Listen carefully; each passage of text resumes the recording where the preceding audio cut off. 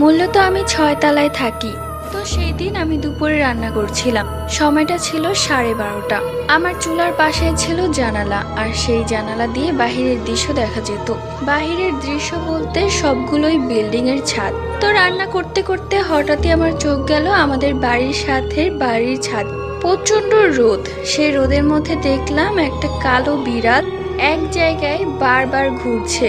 মনে মনে কিছুটা অবাক লাগলো, কেননা এর আগে আমি কখনো এরকমটা দেখিনি।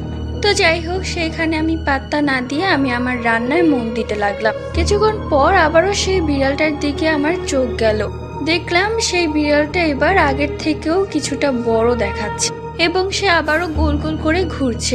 এবার আমি একটু আশ্চর্যভাবে তার দিকে তাকিয়ে রইলাম, বিড়ালটা কি করছে সেটা দেখার জন্য। এরপর যা হলো আমি নিজের চোখে বিশ্বাস করতে পারলাম না। আমি দেখলাম বিড়ালটা আস্তে আস্তে বড় হয়ে একটা কুকুরের